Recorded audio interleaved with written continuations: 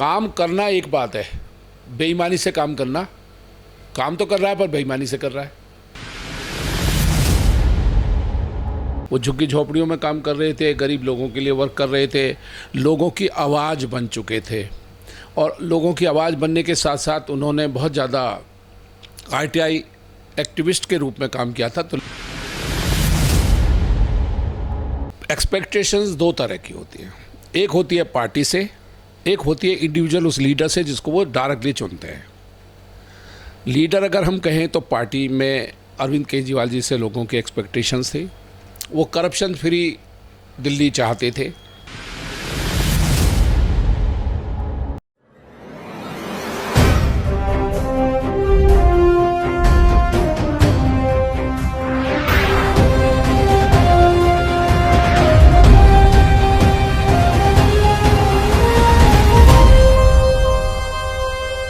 हमारे साथ मौजूद हैं दिल्ली के कस्तूरबा नगर विधानसभा सीट से आम आदमी पार्टी के 3 बार के एमएलए श्री मदन लाल जी। आइए इनसे बात करते हैं।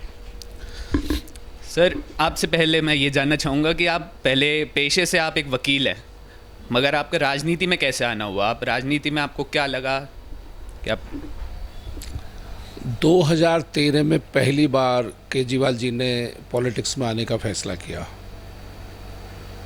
एक कॉल थी कि हम दिल्ली को करप्शन मुक्त करेंगे। मैं चूँकि वकालत में था, हमें भी लगा कि हमें भी इस मुहिम में शामिल होना चाहिए, तो मैंने भी पार्टी ज्वाइन की और उसके बाद फिर मैं भी इलेक्शन लड़ा और उस समय हम 28 लोगों ने चुने। तो आने का केवल एक कारण था शुरू में कि लोगों की सेवा करनी है और करप्शन ख़त्म करने का एक सबसे बड़ा मुद्दा था जिसके बारे में लोग बहुत ज़्यादा परेशानी महसूस कर रहे थे और लोगों को बहुत ज़्यादा तकलीफ थी। तो ये था कारण सबसे बड़ा। तो सर, आपको केजरीवाल जी में ही आपको ऐसी क्या उनके उसमें आपको ऐसी क्वालिटीज़ लगी कि आप उनके साथ ही जुड़ना चाहते थे?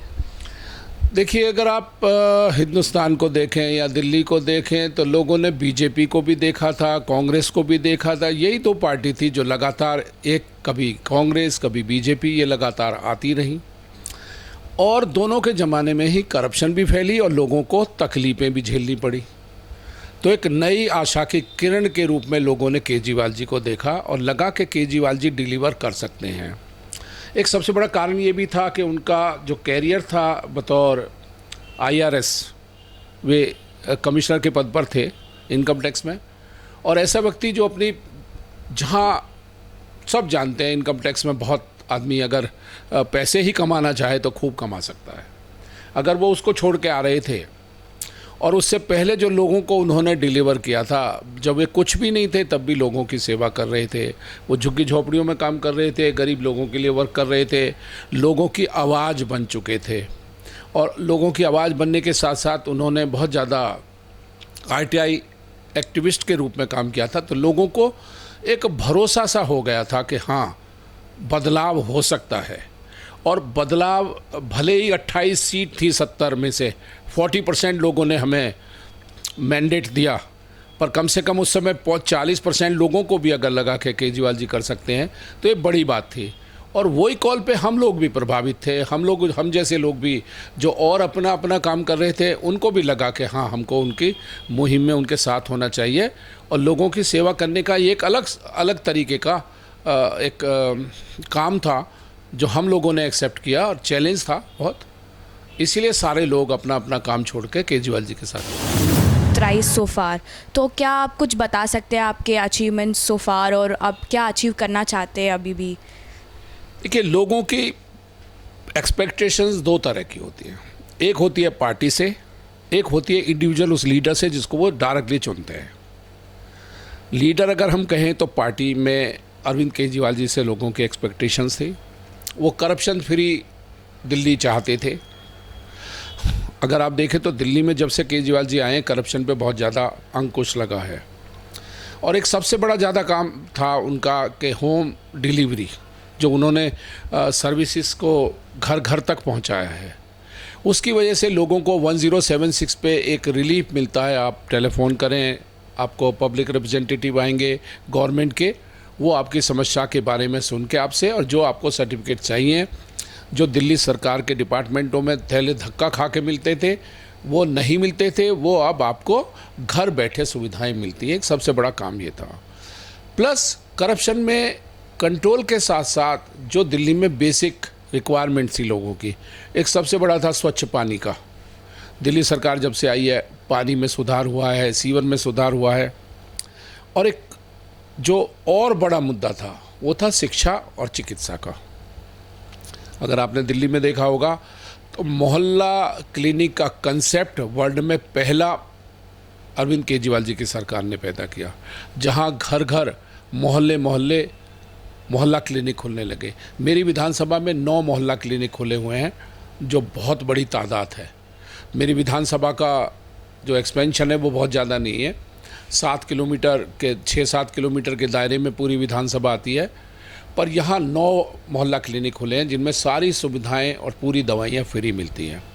उसके अलावा 2 मोहल्ला क्लिनिक अभी बनकर तैयार हो गए हैं, जो गवर्नमेंट की PWD की लैंड पर बने हैं, और मुझे लगता है कि शायद अगले महीने तक वो ऑपरेशनल हो जाएंगे। एक एंड्रूसगंज में है, जहाँ झुग्गी झोपड़ियाँ बहुत हैं, पर हमारे पास लैंड की अवेलेबिलिटी नहीं थी। LG के रुकाव के कारण हम कहीं बना नहीं पा रहे थे। और दूसरा, यहाँ लोधी रोड में महरचंद मार्केट झुग्गी झोपड़ी क्लस्टर है, यहाँ गवर्नमेंट कॉलोनी के पास, वहाँ बन रहा है। वो भी 1 महीने के भीतर ऑपरेशनल हो जाएगा, ऐसी हमें उम्मीद है। इसके अलावा अगर हम सरकारी स्कूल देखें, मेरे यहाँ सरकारी स्कूल 9 हैं, 9 के 9 सरकार ने नए बनाए हैं। यहाँ पहले सरकारी स्कूलों की हालत बहुत ज़्यादा ख़राब थी। अगर किसी सरकारी स्कूल में घुस जाओ तो आपको चाहे तो खिड़की नहीं मिलेगी, खिड़की टूटी मिलेगी, बाथरूम नहीं मिलेगा, बाथरूम का दरवाज़ा टूटा मिलेगा। लड़कियों को खासकर अच्छे टॉयलेट नहीं थे, प्राइवेसी नहीं थी। कई स्कूलों में तो दरवाजे ही नहीं थे। केजरीवाल जी के आने के बाद स्कूल सारे नए बने हैं। और आपको और बता दूं, मेरी विधानसभा में एक सरकारी स्कूल है INA में, जो ग्लोबल स्कूल बन रहा है। ये वर्ल्ड का पहला स्कूल है, वर्ल्ड का, दिल्ली का नहीं, हिंदुस्तान का नहीं, बल्कि पूरे वर्ल्ड में पहला ग्लोबल स्कूल बन रहा है। और ग्लोबल स्कूल के मायने आप ये समझ लो कि वहाँ शिक्षा का स्तर ही नहीं, बल्कि दुनिया में सबसे बेस्ट कहाँ एजुकेशन का क्या लेवल है वो वहाँ मेंटेन किया जाएगा। और उसकी कीमत, उसकी जो कॉस्ट है वो 60 करोड़ रुपए आ रही है।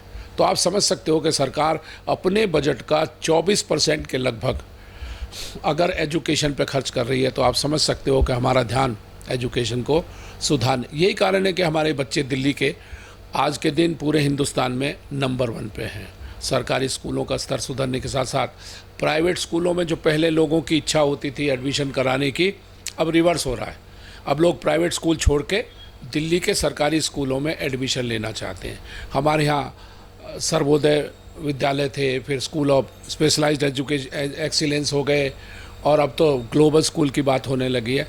तो शिक्षा में बहुत ज़्यादा सुधार हुआ है। तो ये एक एक करके इतने ज़्यादा इनोवेटिव आइडियाज़ इस सरकार ने दिए हैं कि अब आज के दिन ये तीसरी बार किसी सरकार का चुना जाना। और सबसे पहले तो कोई एक नई पॉलिटिकल पार्टी बने और बनते ही सरकार बना ले, उसके बाद दूसरी बार 95% सीट ले आए, 67 में से 67 सीट, अगली बार तीसरी 62 सीट ले आए। ये मिरेकल्स हैं, तो लोग पसंद करते हैं। और यही कारण है कि आज के दिन लोगों को लगता है कि ये सरकार डिलीवर कर रही है। सर, मेरा नाम सैमसन है। मेरा एक बहुत ही छोटा सवाल है कि आपका डेली मुलाकात होती है जर्नलिस्ट लोगों से, आपको बहुत जर्नलिस्ट लोगों से मिलना होता है, आपको उसी दौरान लोगों से मुलाकात करनी होती है। अभी इस इंटरव्यू के दौरान आपने ये भी बताया कि आपका लीगैलिटी में कितना अच्छा हाथ आपका मजबूत है वहाँ पे। तो मेरा एक छोटा सा सवाल है सर, जहाँ पे आप लोगों के पास भी जा सकते हैं, आप मीडिया के पास भी जाते हैं, आपको लीगल नॉलेज भी है, आपको क्या लगता है कि क्या MLA होने के क्या नाम है पोस्ट से आप क्या ऐसी अलग चीज़ कर सकते हैं स्पेशली यहाँ के लोगों के लिए, जो उनके लिए बहुत अलग कारगर महसूस होगी? देखिए, लोगों की समस्याएं बहुत ज़्यादा हैं, और बहुत सारी ऐसी समस्याएं जो MLA के बिना ठीक नहीं हो सकती। सबसे बड़ी समस्या है सीवर की। अगर एमएलए इन्वॉल्व नहीं होगा तो आपका सीवर ठीक करने में दिक्कत नहीं आएगी। मैंने देखा यहाँ 40-40 साल से पीछे सीवर की लाइनें कभी बदली नहीं गई थी। मेरे आने के बाद मैंने बदलनी शुरू की है। मैं आपको बता दूं, एक एरिया है गुरुद्वारा रोड, 1 किलोमीटर के स्ट्रेच के लिए हमने 6.25 करोड़ रुपए खर्च किए हैं, जो बहुत बड़ी रकम है, मतलब कोई सोच भी नहीं सकता। और वो हमने अमेरिकन टेक्निक से किया था। वो था कि हमने अंदर अंदर ही सीवर का लाइन नहीं खोदी, सड़क नहीं खोदी, अंदर ही अंदर उन्होंने रोबोटों की मदद से वो पूरा का पूरा सीवर लाइन को एक अंदर से एक सीवर विधि ने सीवर बना दिया, एक तकनीक का इस्तेमाल करते हुए एक लेयर चढ़ा के केमिकल की, और अंदर ही अंदर सीवर चढ़ा। ये चीज़ें कुछ ऐसी थी जो वैसे नहीं हो सकती थी। उसका कारण ये भी था कि वहाँ लोगों ने, चूँकि बाज़ार बढ़ने के साथ साथ भीड़ा होता गया है, तो अगर वहाँ सीवर की लाइन बहुत गहरी थी, अगर हम सीवर की लाइन को डालने के लिए खोदते तो आस पड़ोस की पूरी जो दुकानें हैं वो गिर गई होती। तो और बहुत सारे काम ऐसे हैं जो पानी के लिए मैं अगर कहूँ तो 1-2 तरह की सप्लाई है। एक तरफ वो है जो गवर्नमेंट सप्लाई कर रही है, जो जिसे हम मीठा पानी कहते हैं। मीठा पानी दिल्ली में बोरोड क्लाइमेट है और बोरोड पानी है। हरियाणा से पानी आता है और पहाड़ों से हमारे यहाँ ठंडी हवा आती है, राजस्थान से हमारे यहाँ गर्म हवा धूल आती है। तो ऐसी पानी की समस्याएं कभी भी हो जाती है। और चूँकि पॉलिटिक्स है, लिहाजा हरियाणा का जब दिल करता है पानी की सप्लाई रोक देते हैं। पानी में अमोनिया ज़्यादा हो जाता है तो पानी रोकते हैं। ऐसे में पानी की बहुत ज़्यादा दिक्कत होती है, खासकर ऐसे इलाकों में जहाँ लोग सबमर्सिबल सीवर्स का इस्तेमाल नहीं कर पाते या उनके पास है नहीं, पानी की बहुत किल्लत होती है। उसी को ध्यान में रखते हुए मैंने अब तक, मुझे लगता है शायद हमारे इलाके में लगभग 45 से 50 ट्यूबवेल अभी हमारे यहाँ काम कर रहे हैं, जिनमें से कम लगभग 30 तो मैंने लगवा दिए हैं अपने एरिया में। 30 नए ट्यूबवेल मैंने अपने एरिया में, मुझे ऐसा लगता है 25 से 30 हमने लगवाए हैं। हमने यहाँ अमृतनगर में लगाया है, पिलंजी गांव में लगवाया है, अलीगंज में लगवाया है, जूड़बाग में लगवाया है, नानकचंद बस्ती के 3 एरियाज़ में लगवाया, जिसमें एक अर्जुन नगर है, नानकचंद बस्ती है, वजीर नगर है, रविदास बस्ती में लगवाया है, कोटला में बापू पार्क में लगवाया है, गढ़ी अकेले गांव में मैंने 9 ट्यूबवेल लगवाए हैं। तो पानी की दिक्कतें हमने ख़त्म कर दी हैं। अब इसमें बड़ा रोल एमएलए का है। सरकार की सप्लाई गवर्नमेंट की तरफ से आती है। लोकल जितनी भी प्रॉब्लम्स हैं उनको पूरा करने की, उनको सुधारने की, उनको ठीक करने की और लोगों को वो सहूलियतें प्रदान करने की जिम्मेदारी एमएलए की है। तो हम वो सारी लगातार कर रहे हैं। सरकारी स्कूल बनाने की जिम्मेदारी सरकार की है, पर बच्चों को मोटिवेट करने की जिम्मेदारी पब्लिक रिप्रेजेंटेटिव की है। तो मैं बतौर रिप्रेजेंटेटिव हमेशा हर स्कूल में, हर फंक्शन में ज़रूर जाता हूँ और लोगों से बात करता हूँ, जिससे लोगों को, लोगों के पेरेंट्स को, लोगों को, बच्चों को एक अपनी जिम्मेवारी का भी एहसास हो और पेरेंट्स को भी लगे कि हाँ, हम भी उतने ही जिम्मेवार हैं जितना स्कूल के टीचर्स हैं। ये ना हो कि टीचर्स के भरोसे बच्चे को छोड़ दें। लिहाजा उनकी इन्वॉल्वमेंट गवर्नमेंट की तरफ से भी है, पीटीएम कराते हैं हम, और साथ के साथ एज पब्लिक रिप्रेजेंटेटिव मेरी जिम्मेवारी भी है कि मैं पेरेंट्स को भी मोटिवेट करूं अपनी प्रेजेंस के द्वारा और अपनी एक्टिविटीज़ के द्वारा, जिससे लोगों को अपने बच्चों के प्रति और ज़्यादा पढ़ाने का अवसर भी मिले और उनको मोटिवेशन भी मिले। तो वो भी देखते हैं हम। लगातार अपने मोहल्ला क्लिनिक्स की जांच पड़ताल करते रहते हैं कि वहाँ डॉक्टर सही हैं, सही काम कर रहे हैं, लोगों को सेटिस्फेक्शन है, दवाई सही मिल रही है, लोगों के टेस्ट सही हो रहे हैं, सही समय पे हो रहे हैं और लोग सेटिस्फाइड हैं। तो हर तरह के काम के लिए जो पब्लिक को सीधा डायरेक्ट उनसे वास्ता पड़ता है, उसके लिए हमारी जिम्मेवारी है और हम कोशिश करते हैं लोगों के बीच में रह के उनकी समस्याएं सुने भी और करें भी। तो उम्मीद है केजरीवाल जी के एमसीडी में आने के बाद अब बहुत सारी चीज़ें सुधरनी शुरू हो जाएंगी और अच्छा लगेगा लोगों को। सर, आप लॉयर भी हो, आप पॉलिटिशियन भी हो और आप दोनों को हैंड इन हैंड लेके चलते हो। तो मैं एज अ स्टूडेंट और एज अ जर्नलिस्ट पूछना चाहूँगी कि जर्नलिज्म और पॉलिटिक्स हैंड इन हैंड कैसे जा सकते हैं? देखिए, आप जो है ना, मैं आपको कहूँ, आप एक बहुत बड़े स्तंभ हैं और जो प्रगति है उसके बहुत बड़े हिस्सेदार हैं, क्योंकि आप चेक और बैलेंस करने में बहुत ज़्यादा कामयाब हैं और बहुत ज़्यादा इम्पॉर्टेंट हैं। क्योंकि अगर आप हैं तो आप लोगों के बारे में लोगों को बता सकते हैं। आप ये बता सकते हैं कि लोगों की क्या दिक्कत है, आप ये बता सकते हो कि लोगों की दिक्कत पूरा करने के लिए कौन लोग हैं जो काम कर रहे हैं, काम कर सकते हैं, और आप हमको हमारी जिम्मेवारी भी बता सकते हैं जो कई बार हम जैसे लोग भूल जाते हैं। आप बता सकते हैं हमको क्या करना चाहिए।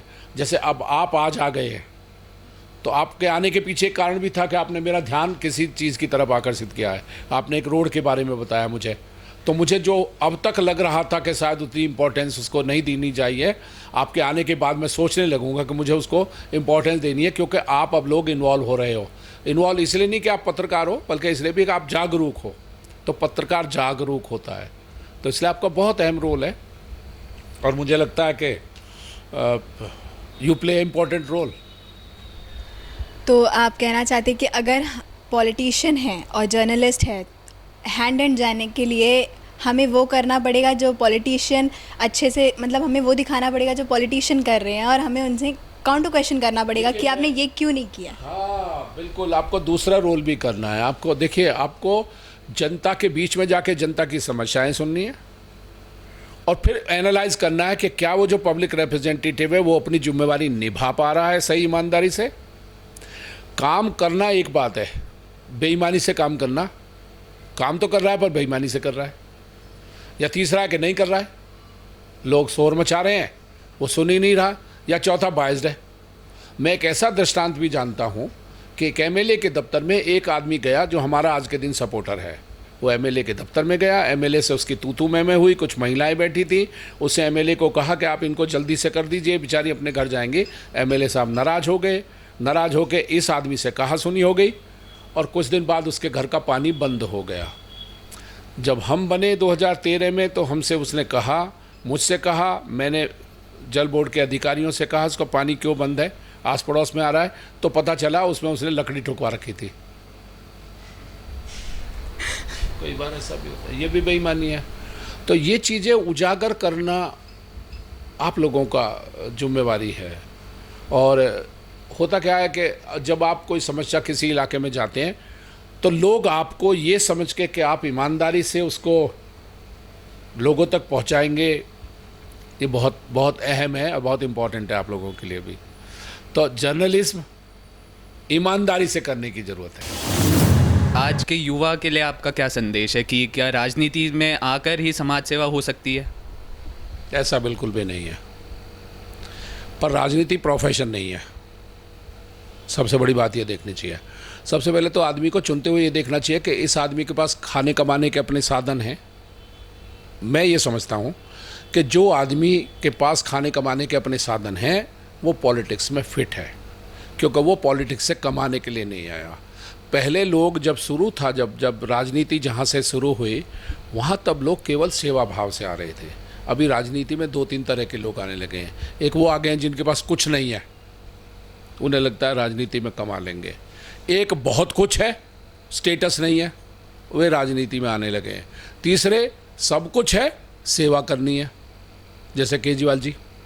सब कुछ है, इनकम टैक्स कमिश्नर है, वाइफ इनकम टैक्स कमिश्नर है, खाते पीते लोग हैं, ज़रूरत नहीं थी, अपने लिए तो ज़रूरत बिल्कुल नहीं थी। मैं वकील हूँ, मुझे मेरा स्टेटस आप समझ सकते हैं, मैं कितना बढ़िया वकालत कर रहा हूँगा, पर मुझे लगा नहीं, बहुत कर ली, आ जाओ इधर। तो हम पैसे के लिए नहीं आए हैं। जब आदमी पैसे के लिए नहीं आता तो फिर सेवा करता है। अगर पैसा कमाने आ रहे हो तो फिर सेवा नहीं कर रहे हो। और दूसरा, सेवा करने के तो बहुत सारे साधन हैं, पॉलिटिक्स में ही आने की ज़रूरत नहीं है। पर यहाँ पॉलिटिक्स में आने की ज़रूरत इसलिए पड़ी कि अगर पॉलिटिक्स में केजरीवाल जी ना आए होते तो चाहे बीजेपी होती, कांग्रेस होती, वही 50-70 साल 75 साल वाला डर्रा चल रहा होता। वही लोग रोते बिलखते कभी कांग्रेस को लाते, कभी बीजेपी को लाते। अभी लोगों ने देखा कि हाँ, ये सेवा भाव से हो रही है, पार्टी काम कर रही है, तो लोगों ने केजरीवाल जी को चुना है। और मुझे लगता है इससे ज़्यादा सेवा भाव कोई कर नहीं सकता जितना केजरीवाल जी कर रहे हैं। तो मुझे लगता है समाज सेवा के लिए साधन अलग अलग हो सकते हैं, रास्ते अलग अलग हो सकते हैं, उसमें पॉलिटिक्स भी एक हो सकता है, बशर्ते पॉलिटिशियन के पास अपने खुद के कमाई के साधन हो कि वो अपने आप को सस्टेन कर सके। ये ना हो कि वो यहाँ से कमाने के लिए आए या यहाँ से कमाता हो, तब वो सेवा नहीं कर रहा है बल्कि अपनी सेवा कर रहा है। तो बहुत सारे लोग, हम ये भी देखते हैं कि बहुत सारे लोग हैं, अभी पीछे किसी के पास 8 करोड़ रुपया मिले, एक एमएलए के पास अब आप समझो एक एमएलए के पास 8 करोड़ मिले तो अब फिर कहाँ सेवा। बहुत सारे लोग ऐसे हैं, पता नहीं किसके कितने कितने मिलते हैं। तो ये सेवा भाव नहीं है बल्कि अपनी सेवा भाव है। जी सर, हमसे बात करने के लिए शुक्रिया। तो ये थे हमारे साथ कस्तूरबा नगर के आम आदमी पार्टी के एमएलए श्री मदन लाल जी, जिन्होंने अपने विकास कार्यों के साथ साथ आज के युवाओं को कैसे वो समाज सेवा में अपना योगदान दे सकते हैं उसका भी संदेश दिया। IMM news, Delhi.